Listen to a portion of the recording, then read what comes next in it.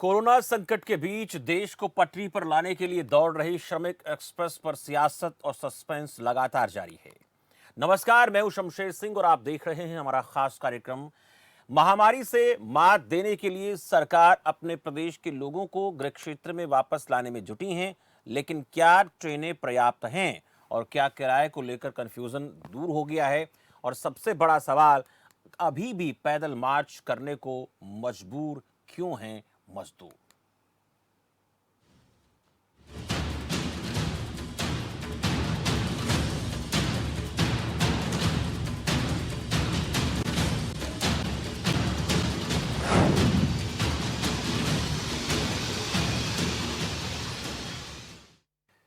केंद्र सरकार का मजदूरों को उनके घरों तक पहुंचाने के लिए चलाई गई श्रमिक ट्रेनों के किराए पर राजनीतिक सफर शुरू हो गया है।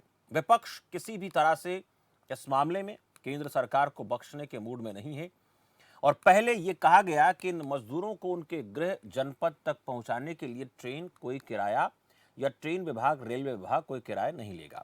इनका किराया प्रदेश सरकार को भुगतना होगा और इसके लिए रेलवे की ओर से एक लेटर भी जारी किया गया था। विपक्ष ने इसी बात को पकड़ लिया। अब इस पर राजनीति शुरू हो गई है। बात उठने पर रेलवे ने इसके लिए बाकायदा एक पत्र जारी किया। उसके बाद भी कंफ्यूजन बना हुआ है, राजनीति गरमाई हुई है।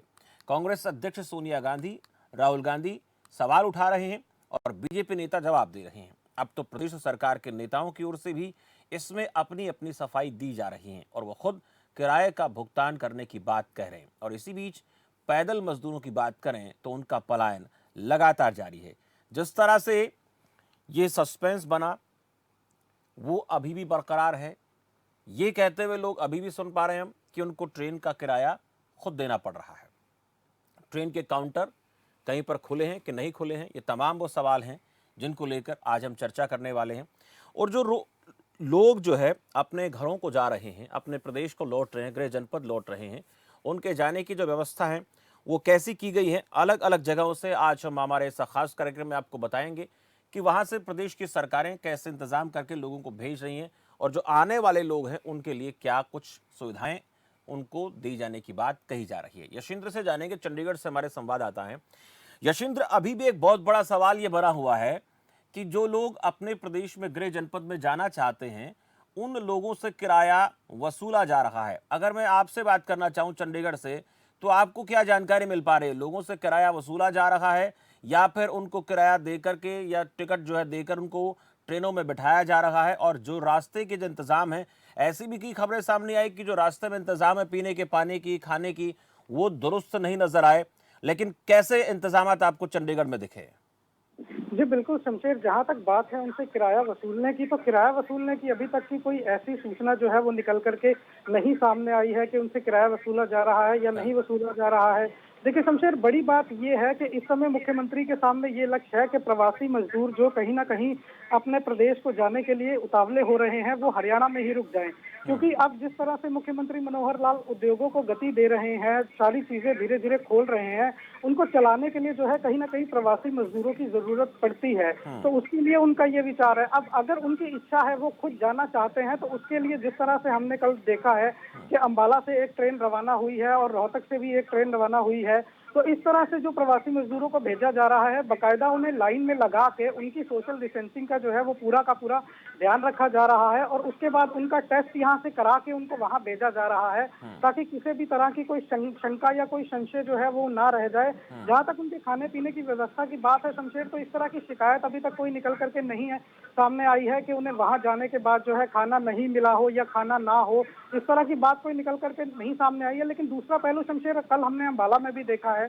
अंबाला में हमने देखा कि लोग किस तरह से बेचैन हो रहे थे। वो पैदल लंबी लंबी यात्रा करके, चाहे वो पंजाब की बात करें चाहे चंडीगढ़ की बात करें, यहाँ से पैदल वो अंबाला पहुंचे थे इस आस में कि उन्हें कोई ट्रांसपोर्ट मिलेगा और वो अपने घर जाएंगे।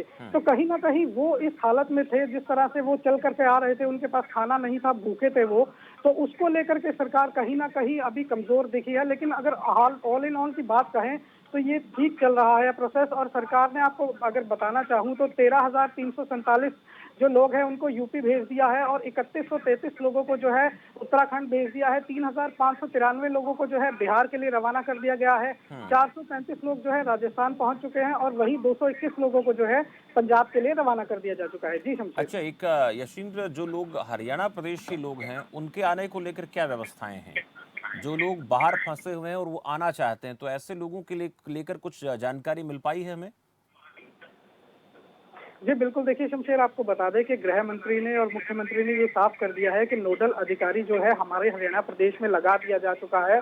वो पूरी तरह से जो है डाटा कंपाइल कर रहा है कि कितने हरियाणा के व्यक्ति हैं जो बाहर फंसे हुए हैं और जो हरियाणा वापस आना चाहते हैं। उसके लेकर भी जो है कार्य की अगर बात की जाए तो वो भी अभी तक प्रगति में चल रहा है। जी। पोर्टल को लेकर समस्याएं आ रही थी, कह रहे थे कि ऐसी भी खबरें आई कि पोर्टल हैंग हो रहा है, उसके ऊपर दबाव ज़्यादा है, रजिस्ट्रेशन कराने वाले लोगों की संख्या बहुत ज़्यादा है। उसको लेकर क्या जानकारी है? जी बिल्कुल, देखिए अगर बात की जाए तो रजिस्ट्रेशन को लेकर तो सरकार जो है वो कहीं ना कहीं लगी हुई है, क्योंकि चुनौती नई है और एकदम से इतने ज्यादा लोग जो है वो सामने निकल कर के सामने आ रहे हैं जाने के लिए। तो कहीं ना कहीं अगर बात की जाए तो सरकार जो है वो पूरी तरह से इस प्रोसेस में लगी हुई है और पूरी ये कोशिश है सरकार की कि किसी तरह से भी जो है कहीं ना कहीं से करके इनको जो है इनके घर वापस भेजा जाए, ताकि इन्हें किसी भी प्रकार की जो है वो दिक्कत ना सामने आनी पड़े। और जो लोग, सरकार की ये भी एक प्रयास है कि जो लोग यहाँ रुकना चाहते हैं उन्हें किसी ना किसी तरीके से करके रोक दिया जाए, क्योंकि उद्योग की अगर बात की जाए तो उद्योग में कहीं ना कहीं मुख्यमंत्री अब अग्रसर हैं। उन्हें खोलने के लिए धीरे धीरे ढील जो है वो देते जा रहे हैं, क्योंकि प्रदेश के हालात भी अगर कोरोना की बात करें तो कहीं ना कहीं अभी इतने ज्यादा हाई लेवल पर नहीं है। तो ढील भी जो है वो हरियाणा सरकार की तरफ से दी जा रही है। अब एक बड़ी चुनौती इसका जो ये बनी है, ये यशेंद्र, देखने इसका वाली बात होगी। जो असर है, क्या मजदूरों में नजर आ रहा है कि जो हमारे प्रदेश के मुख्यमंत्री हैं, हमारे प्रदेश के गृह मंत्री हैं, वो लगातार लोगों से अपील कर रहे हैं कि आप लोगों को अपने घर जाने की ज़रूरत नहीं है, आपको यहाँ पर काम मिल जाएगा, आपको डरने की, घबराने की ज़रूरत नहीं है। तो उसका कुछ असर देखने को मिल रहा है क्या लोगों में? जी शमशेर, देखिए ये आपने बहुत बड़ा सवाल किया है कि उसका असर जो है वो कहीं ना कहीं देखने को नहीं मिल रहा है, क्योंकि मजदूरों के अंदर जो है कहीं ना कहीं एक डर बैठ गया है कोरोना को लेकर। और स्थिति जो है वो कहीं ना कहीं उनके बीच में अफवाहों को लेकर के स्थिति जो है गंभीर होती जा रही है। इस वजह से देखने को आ रहा है कि ज्यादा से ज्यादा जो लोग हैं अपने घरों को जाने के लिए जो है वो बेचैन हो रहे हैं। इसको लेकर अगर बात की जाए शमशेर तो जागरूकता की कहीं ना कहीं कमी जो है मजदूर जरूर नजर आ रही है। मजदूरों के बीच में अफवाहों का जो दौर है वो कहीं ना कहीं बढ़ता हुआ नजर आ रहा है और साथ ही साथ बेचैनी जो है उनकी शमशेर वो भी कहीं ना कहीं कम होती नहीं नजर आ रही। जी। राजनीति भी शुरू हो गई इस मुद्दे पर यशेंद्र। विपक्ष सरकार को घेरना चाहता है और सरकार ये कहती है कि हमारी तरफ से पूरे इंतजाम किए जा रहे हैं। वाकई में ये द्वंद्व हो गया और इसी द्वंद्व के चलते जो हमारे श्रमिक वर्ग हैं, जो कामगार लोग हैं, उनमें कंफ्यूजन और ज़्यादा क्रिएट होता चला जा रहा है। और ऐसे में वक्त की ज़रूरत यह है कि सभी राजनीतिक पार्टियों को एक मंच पर आ जाना चाहिए, ताकि जो भी हमारे देश के मजदूर वर्ग हैं, श्रमिक वर्ग हैं, कामगार लोग हैं, जो एक प्रदेश से दूसरे प्रदेश में जाना चाहते हैं, उनके पलायन को रोका जा सके। राजनीति में जो इस वक्त उथल पुथल मची है, वही ज्यादा सस्पेंस को बढ़ाने में कारगर नजर आ रही है, वही इसको ज्यादा हवा दे रही है, ऐसा प्रतीत हो रहा है। जी बिल्कुल, देखिए शमशेर, आपने बिल्कुल सही कहा कि इस समय जरूरत ये है कि राजनीति करने की बजाय सभी मंच जो हैं इकट्ठे हों और वो लोगों से कहीं ना कहीं अपील करें, उनसे किसी भी माध्यम से उनसे जुड़ने की कोशिश करें, ताकि ये जो समस्या है इसका कहीं ना कहीं हल निकाला जा सके। क्योंकि शमशेर, लोग जिस तरह से पलायन करने को कह रहे हैं, अगर बात की जाए हरियाणा की इंडस्ट्रीज की तो उसमें भी कहीं ना कहीं फर्क पड़ता हुआ शमशेर नजर आ रहा है। लोग अपने उद्योग शुरू तो करेंगे लेकिन उनको चलाने के लिए जो मजदूर की जरूरत होती है वो उनके पास नहीं अवेलेबल होंगे। तो इस समय राजनीति को परे रख करके अगर सभी दल इकट्ठा हो करके अपील करें लोगों से और ये जो अफवाहें कहीं ना कहीं से फैल रही हैं उनको रोकने पर, अंकुश लगाने पर कहीं ना कहीं काम करें तो ज्यादा बेहतरी देखी जा सकती है इस काम में। जी शमशेर। चलिए, बहुत बहुत शुक्रिया यशेंद्र चंडीगढ़ से तमाम अपडेट हमें देने के लिए। राजनीति जो इस वक्त हो रही है मजदूरों के पलायन पर, वो घातक है प्रदेश के लिए, देश के लिए, जिस तरह से खबरें सामने आ रही हैं। दूसरा सबसे बड़ा सवाल ये कि लोग ये अभी भी इस सस्पेंस उनमें बना हुआ है, जो पलायन करने वाले लोग हैं उनमें, कि हम अपने घर जाएं। सरकारों की तरफ से ज़रूर उनको ये कहा जा रहा है कि आप लोगों को यहीं पे व्यवस्थाएं दी जाएंगी, लेकिन वो इस बात को लेकर, मानने को लेकर इससे तैयार नहीं है, क्योंकि उन्हें अभी भी डर ये बना हुआ है कि क्या पता आने वाले कितने दिनों में जो कामकाज है वो प्रॉपर तरीके से शुरू हो पाएगा। लेकिन राजनीति अड़ंगा डाल रही है। जिसको लेकर कहीं ना कहीं सभी राजनीतिक दलों को समझने की जरूरत है, क्योंकि हम जो अड़ंगा डालने का काम कर रहे हैं वो केवल अपने राजनीतिक स्वार्थ के लिए तो कर रहे हैं, लेकिन इससे जो हमारा देश का आम वर्ग है वो बहुत ज्यादा प्रभावित हो रहा है। सिरसा से विक्रम भाटिया से हम ताज़ा अपडेट लेंगे। जो श्रमिकों के लिए ट्रेन चलाई जा रही हैं वहाँ पर हालात कैसे हैं, आने वाले लोगों के लिए व्यवस्थाएं कैसी हैं, जाने वालों के लिए व्यवस्थाएं कैसी हैं, और जो एक सवाल, बड़ा सवाल बना हुआ है लोगों में अपने घर पहुंचने की एक बेचैनी है, क्या बेचैनी वो वहां पर भी नजर आती है? विक्रम। जी बिल्कुल। सबसे पहले तो आपको ये बताना चाहूंगा, जिस तरह ये होड़ लग गई है कि प्रवासी मजदूरों को उनके घर पहुंचना है किसी भी कीमत पे, ये कहीं ना कहीं घातक सिद्ध हो रहा है। देखने को आया है कि पिछले 4-5 दिन से लगातार जो प्रवासी मजदूर हैं यहाँ पर अपना रजिस्ट्रेशन करवाने के लिए लंबी लंबी लाइनों में लगे हुए हैं। हालांकि यहाँ पर प्रवासी मजदूरों को किसी प्रकार की कोई दिक्कत नहीं है, चाहे खाने की बात हो चाहे पीने की बात हो, सभी तरह की व्यवस्था यहाँ दी जा रही है। सवाल ये उठता है कि आखिर वो वहां जाना क्यों चाहते हैं।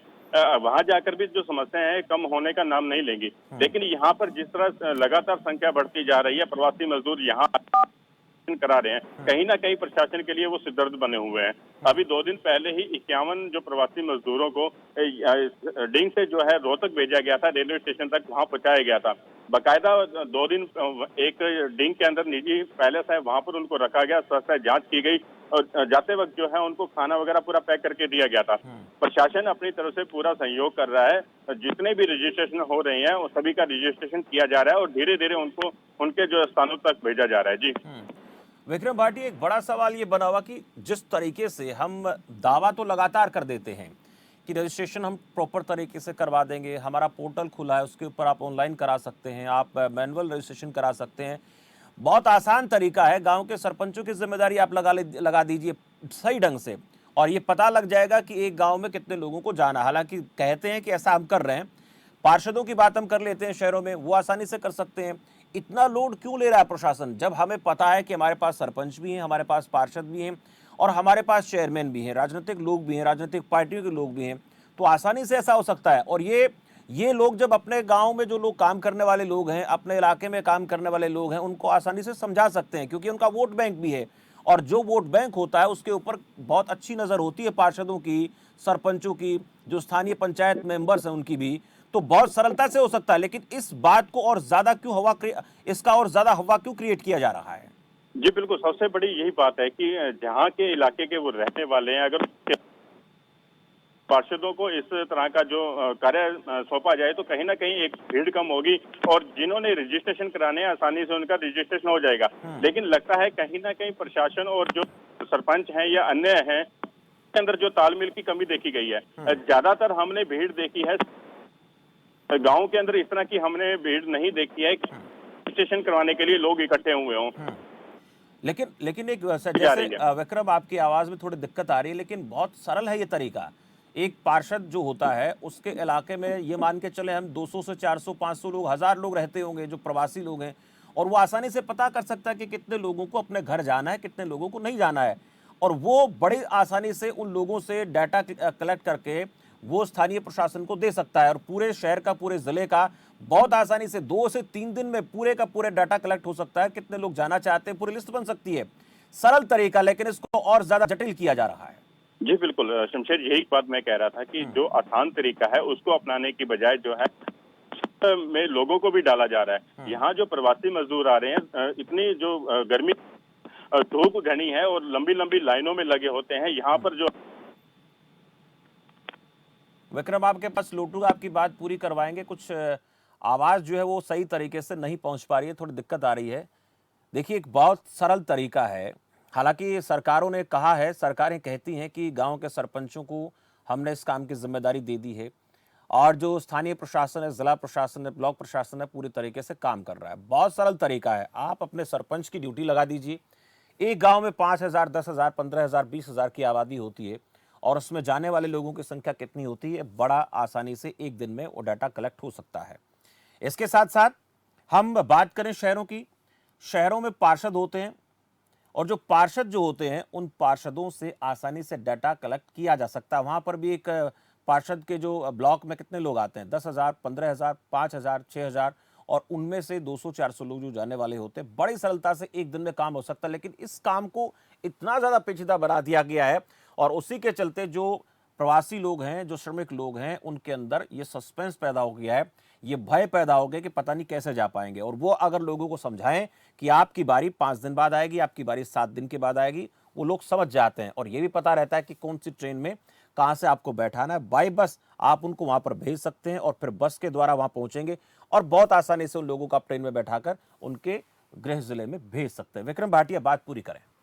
जी बिल्कुल, मैं यही कह रहा था कि जिस तरह सिरसा के अंदर 31 वार्ड हैं और सभी अगर एमसीओ को इनका जो जिम्मेवारी सौंपी जाए कि जो लोग उनकी निगाह में है, जो प्रवासी मजदूर है, जाना चाहते हैं, तो उनके पास नाम दर्ज करवा सकते हैं। तो इसी तरह जो है लगभग 250 गांव सिरसा जिले के को इसी तरह के निर्देश दिए जाएं, तो कहीं ना कहीं जो ये लगातार जो भीड़ इकट्ठी होती है प्रवासी मजदूरों की, जो लंबी लंबी लाइनों में लगते हैं, कहीं ना कहीं उससे भी जो है निजात मिलेगी। साथ में गर्मी का मौसम है, प्रवासी मजदूर यहाँ जो भी रजिस्ट्रेशन कराने के लिए आ रहे हैं, तो धूप के अंदर उनको खड़ा होना पड़ रहा है। बट इनके यहाँ इनके लिए कोई भी ऐसी सुविधा नहीं की गई है कि छायादार उनको जगह मुहैया कराई जाए। इसी को लेकर जो है कहीं ना कहीं आपसी तालमेल बिठाना होगा प्रशासन को, चाहे पार्षद है, चाहे गाँव के सरपंच हैं। जी अच्छा विक्रम भाटिया, अब जो है रजिस्ट्रेशन हो रहा है वो कहाँ है, कितने सेंटर बनाए गए हैं? 31 वार्ड हैं। अगर मैं वार्ड के लिहाज से बात करूं तो क्या वहां पर सेंटर बनाए गए हैं अलग अलग, या फिर कुछ ही जगह चिन्हित कर दी गई है, यहाँ पर आइए रजिस्ट्रेशन कराइए, उसके बाद फिर आपका जब बारी आएगी तब देखा जाएगा?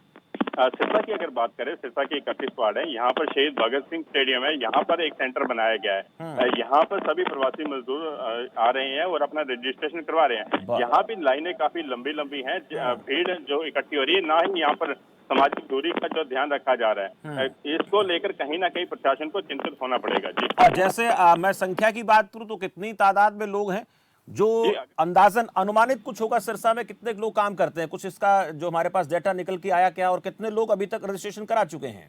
जी, अगर सिरसा की अगर अकेले सिरसा की अगर बात करें तो लगभग 3500 से 4000 प्रवासी मजदूर सिरसा के अंदर हैं, जो बिहार या यूपी से आए हुए हैं। अभी पिछले 3 दिनों से जो है लगभग 1500 प्रवासी मजदूरों ने अपना रजिस्ट्रेशन करवा दिया है। तो वहीं प्रशासन की तरफ से लगभग 300 से करीब जो है प्रवासी मजदूरों को भेजा जा चुका है। जी, ट्रेनों की व्यवस्था कैसी है?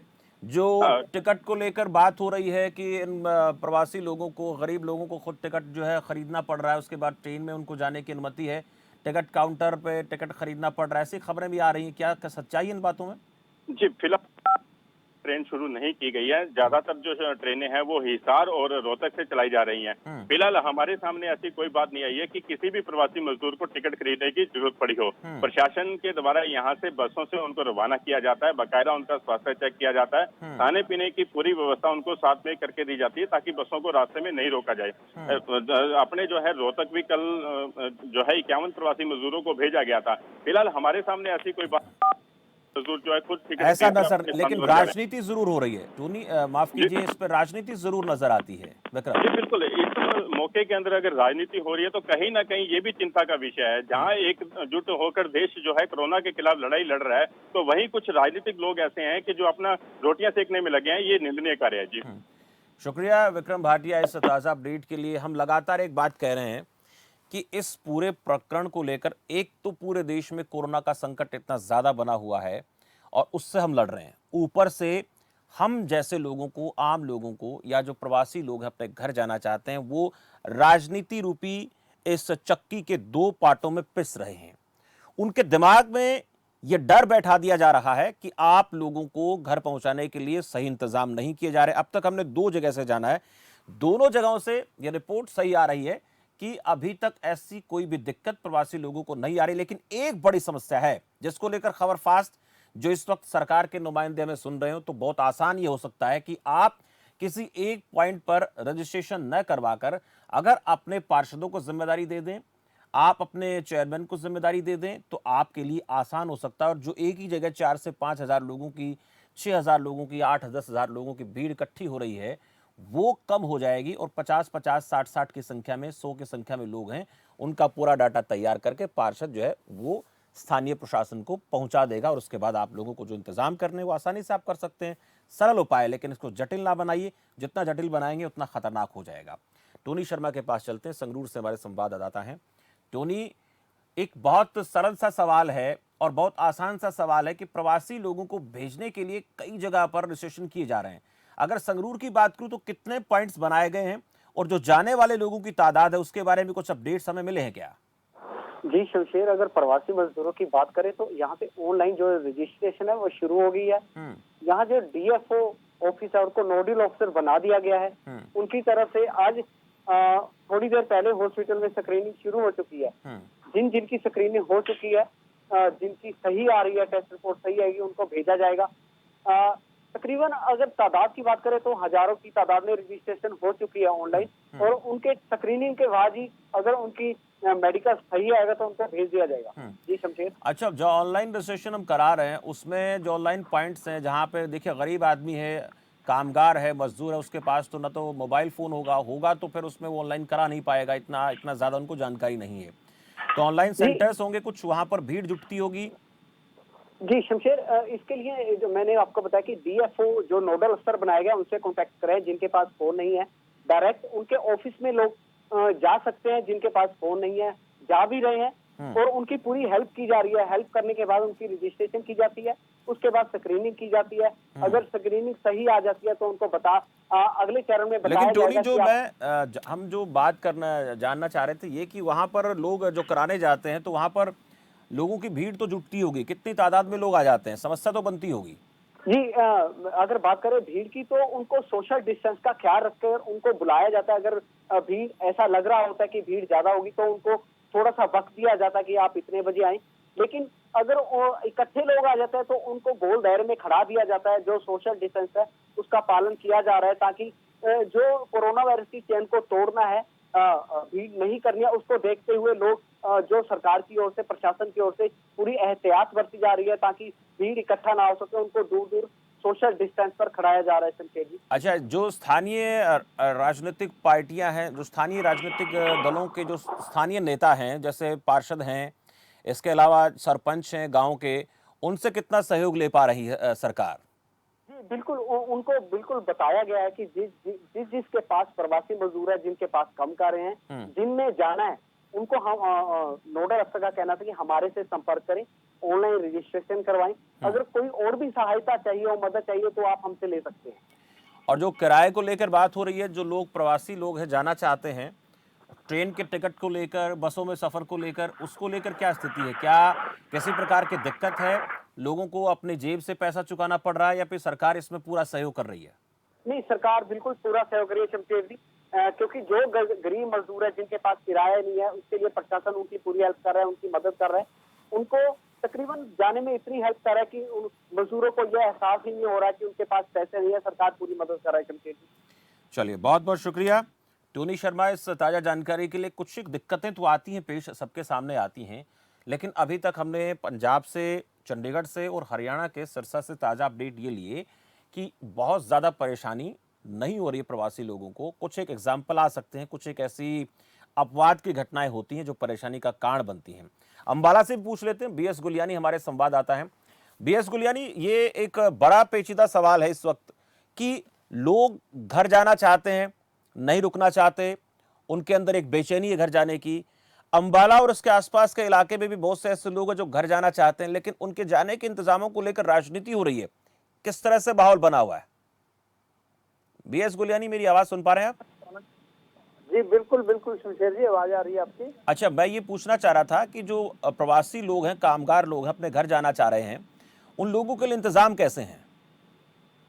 जी बिल्कुल, प्रशासन की तरफ से इनके लिए पूरे जो इंतजाम है वो किए जा रहे हैं। यहाँ तक कि जो नॉर्म्स हैं, सोशल डिस्टेंसिंग है, भले ही कहीं इनके खाने पीने के सामान की है, सैनिटाइजेशन की जो व्यवस्था है, वो तमाम जो व्यवस्थाएं सरकार की तरफ से की जा रही हैं। और सबसे बड़ी बात यह है कि जो मजदूरों को दिक्कत आ रही है वो आ रही है रजिस्ट्रेशन की, क्योंकि ये लोग ज्यादा पढ़े लिखे नहीं है, इनके पास सभी के पास एंड्रॉइड फोन नहीं है।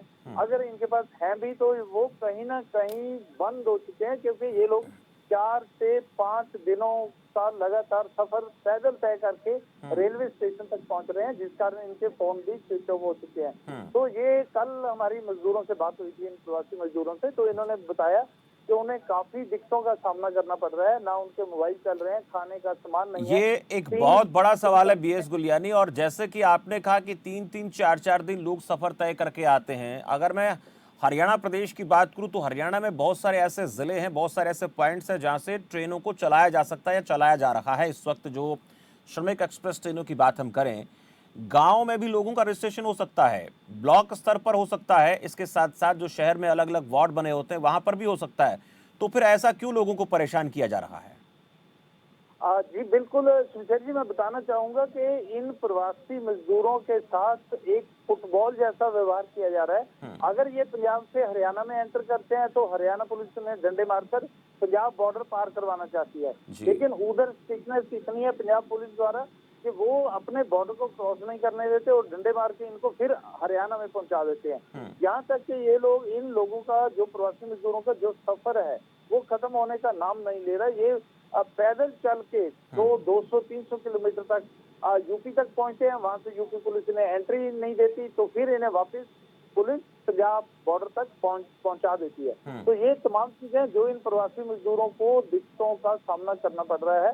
कल 1316 मजदूरों को अंबाला से ट्रेन के माध्यम से बिहार भेजा गया, भागलपुर। लेकिन उन मजदूरों से जब हमारी बातचीत हुई तो उनके आंसू छलक पड़े। उनका कहना था कि पुलिस ने उनकी डंडे मार के पिटाई भी की है, क्योंकि वो कुछ लोग काफी तादाद में इकट्ठा हो गए थे, तो इस वजह से उन्हें पुलिस को हल्का बल प्रयोग करना पड़ा उन्हें तितर बितर करने के लिए। तो ये मजदूर थे जो बोल रहे थे कि हमें भले ही गोली मार दो लेकिन हमें किसी भी तरह घर पहुंचा दो। तो ये तमाम चीजें हैं ये जो व्यवस्थाएं की जा रही, इन व्यवस्थाओं की पोल खुलती हुई नजर आती है। सरल तरीका है, आसान तरीका है, जिन इलाकों में लोग काम करते हैं उनको आसानी से समझाया जा सकता है। उस इलाके के जो वार्ड जो पार्षद होते हैं वो बहुत बेहतरी से इन लोगों को समझते हैं। गांव के सरपंच अच्छे तरीके से हर बारीकी से इन पर नजर रखते हैं, क्योंकि ये केवल प्रवासी लोग नहीं, इनमें ज्यादातर वोटर भी हैं और हर एक वोटर पर अपने गांव के, उसके गांव के सरपंच की भी नजर रहती है, पार्षद की नजर भी रहती है, वहाँ के चेयरमैन की नज़र भी रहती है, जो राजनीतिक लोग हैं उनकी पूरे तरीके से नज़र रहती है। लेकिन इन लोगों को जिस तरह से राम भरोसे छोड़ा जा रहा है, इनके हवाले, इनके हाल पर छोड़ा जा रहा है, वो बहुत चिंतनीय है बीएस गुलियानी। और जो अब बात आप बता रहे हैं कि इनको डंडों से मारा जा रहा है, पीटा जा रहा है, अपने घर ये जाना चाहते हैं, ये बहुत बड़ी समस्या है जिसको सोचना पड़ेगा, समाधान करना पड़ेगा। लेकिन एक और बड़ी समस्या ये भी सामने आ रही है कि इन लोगों को टिकट अपने बलबूते खरीदना पड़ रहा है, ऐसी खबरें आ रही हैं, उनमें कितनी सच्चाई है? नहीं सुशेर जी, ऐसा ये जो दावा किया जा रहा है कि टिकट खरीदना पड़ रहा है या उनसे पैसे वसूले जा रहे हैं प्रवासी मजदूरों से, ये टोटली दावा खोखला है। कल मैंने, जैसा कि पहले बताया, मजदूरों से काफी डिटेल में बात हुई तो उन्होंने कहा कि इसका जो सारा खर्च है सरकार वहन कर रही है, उनसे कोई पैसा नहीं लिया जा रहा बिल्कुल भी। तो ये चीज जो है ये झूठा प्रचार किया जा रहा है कि मजदूरों से पैसा लिया जा रहा है। कल हालांकि हरियाणा सरकार ने भी अनाउंसमेंट किया है कि 5000 बसें चलाएगी, 100 ट्रेनें भी चलाएगी इन मजदूरों को अपने घर पहुंचाने के लिए। लेकिन फिलहाल जो स्थिति है, क्योंकि सरकार के पास भी शायद आंकड़े नहीं है कि कितने प्रवासी मजदूर अभी पंजाब से यहाँ पहुंचेंगे या कितने अभी हरियाणा में आसपास के जिलों में रुके हुए हैं, जो धीरे धीरे करके अच्छा, एक बहुत बेस गुलानी, देखिए ये हम देखिए जिस तरह से हम बात कर रहे हैं, क्या बहुत आसान नहीं है 2 दिन के भीतर भीतर या 1-2 दिन में, 3 दिन में एक पूरे जिले का आंकड़ा जिला अधिकारी के पास पहुंच सकता है। उसके लिए वो गांव के सरपंच को बोले, सरपंच ब्लॉक ऑफिस से संपर्क करें, ब्लॉक ऑफिसर अपने जिला अधिकारी से संपर्क करें, और जो शहर के लोग हैं, पार्षद हैं, वो अपने चेयरमैन से संपर्क करें। एक बहुत सरल प्रक्रिया है, लेकिन इसको जटिल बनाया जा रहा है, जिसके चलते इन लोगों के अंदर कंफ्यूजन क्रिएट हो रहा है। बहुत आसान है, 2 से 3 दिन में पता लग सकता है पूरे जिले का कि कितने लोग जाना चाहते हैं, कितने लोग जो है वो नहीं जाना चाहते हैं। जी बिल्कुल शमशेर जी, मैं आपकी बात से सहमत हूँ। जी चलिए, संपर्क टूट गया, इसी बात पर लेकर हम चर्चा करेंगे जैसे हमारे साथ वो जुड़ेंगे। ये सरल आसान तरीका है क्योंकि इन लोगों के पास एंड्रॉयड मोबाइल फोन नहीं है। चलिए, बीएस गुलियानी हमारे साथ जुड़ गए। बीएस गुलियानी जी जी शमशेर जी, मैं अपनी बात पूरी करना चाहूंगा। सबसे बड़ी बात यह है कि आपकी बात बिल्कुल सही है कि ये सरल तरीका हो सकता है, लेकिन ये जो मजदूर है ये पिछले काफी सालों से यहाँ पे आ रहे हैं और खासकर जो पंजाब और हरियाणा के किसान हैं वो इन्हीं मजदूरों के दम पे ही अपनी खेती करते हैं। लेकिन अब स्थिति ये पैदा हो चुकी है कि इनका कोई साथ देना नहीं चाहता। पंजाब से मजदूरों को जबरन निकाला जा रहा है, उनको वापस भेजा जा रहा है उनके देश के लिए, लेकिन बिना व्यवस्था के। और जब किसान ही इन मजदूरों का साथ नहीं दे रहा तो इसी कारण इनको जो समस्याएं हैं उनका सामना करना पड़ रहा है। तो ये जो सरल तरीका आप बता रहे हैं ये हो सकता है, लेकिन कहीं ना कहीं कम्युनिकेशन गैप की कमी है, व्यवस्था की कमी है, जिसके चलते प्रवासी मजदूरों का बुरा हाल हो रहा है। बिल्कुल, ये देखिए सबको भेजना भी पड़ेगा, सब लोग जाएं भी गए और सब लोगों को लेकर भी आना है, लेकिन पूरी जब फजीयत हो जाएगी तब इस बात को लेकर के समझ में आएगा कि ऐसा भी हम कर सकते थे। सरल काम है, आसान काम है, आप भेज भी दोगे, अपनी जेब से पैसा भी दे दोगे, सारे खाने पीने का आप इंतजाम भी कर दोगे, लेकिन उससे पहले जो बदनामी होनी है वो जरूर हो जाएगी। बीएस गुलियानी। जी बिल्कुल शमशेर जी, जो व्यवस्था अगर सरकार दावा तो करती है, ट्रेनें भी चलाने की बात कर रही है, बसें भी भेजने की बात कर रही है, पैसा भी नहीं वसूल रही, लेकिन उसके बावजूद रजिस्ट्रेशन का भी ये फंडा खत्म कर देना चाहिए सरकार को, अगर इनको आसान तरीके से वापस भेजना है तो। चलिए, बहुत बहुत शुक्रिया। बीएस गुलियानी हमसे बातचीत कर रहे थे और बता रहे थे कि अंबाला में ताजा स्थिति क्या है। बहुत से लोग हैं जो पंजाब की सीमा क्रॉस करके हरियाणा बॉर्डर क्रॉस करके आ रहे हैं ट्रेनों में जाने के लिए। देखिए, ट्रेनों में टिकट नहीं ली जा रही। देख, तो इसके ऊपर राजनीति हो रही थी, उस राजनीति को लेकर हम चर्चा करें कि ये भ्रम फैलाया जा रहा है। हमने 4 जगह उनसे ताज़ा अपडेट ले चुके हैं और चारों जगह से यही खबर आ रही है कि कोई पैसा उनसे नहीं लिया जा रहा है। इसके साथ साथ खाने पीने का भी सही इंतजाम किया जा रहा है, बसों के जरिए उनको लाया जा रहा है। कुछ जगहों से ये शिकायतें जरूर हैं कि रजिस्ट्रेशन सही तरीके से नहीं हो पा रहा। तो इस वक्त सरकार के प्रतिनिधि जो हैं या सरकार के नुमाइंदे हैं या जो अधिकारी हैं जो इस मुद्दे को लेकर काम कर रहे हैं, उन तक खबरफास्ट ये बात पहुंचाना चाहता है कि आपके पास एक बहुत आसान जरिया है। आप अपने लोकल पंचायतों का सहारा लें, लोकल प्रशासन का सहारा लें और उसके साथ साथ जो आपके पार्षद हैं, वार्ड के मेंबर हैं, उनका सहारा लें। आपके पास पूरी डिटेल 24 घंटे में आ सकती है अगर उसके ऊपर आप काम करें प्रॉपर तरीके से। लेकिन जो अव्यवस्थाएं बनाई जा रही हैं उसके पीछे कहीं ना कहीं हमारे अधिकारियों का लचर रवैया, जिसको हम कह सकते हैं, वही लोग सरकार को गाइड करते हैं। उन्हीं लोगों को सरकार के समक्ष अपनी बात रखनी होती है और सरकार उन्हीं के बताए रास्ते पर चलती भी है, क्योंकि कोई मंत्री या कोई मुख्यमंत्री है वो निर्णय तभी लेता है जब नीचे से ग्राउंड से रिपोर्ट जो है अधिकारियों के थ्रू उन तक पहुंचती है। तो अधिकारी इस मुद्दे को लेकर काम कर सकते हैं। बहुत आसान तरीका है और 24 से 48 घंटे में आप पूरे प्रदेश का, अपने अपने प्रदेशों का, अपने अपने जिलों का, अपने अपने गांव का डाटा ले सकते हैं कि कौन लोग जाना चाहते हैं, कौन लोग नहीं जाना चाहते। लेकिन इसके ऊपर काम नहीं हो रहा, सिर्फ लीपा पोती नजर आती है। वक्त एक ब्रेक का, ब्रेक के बाद जल्द हाजिर होंगे।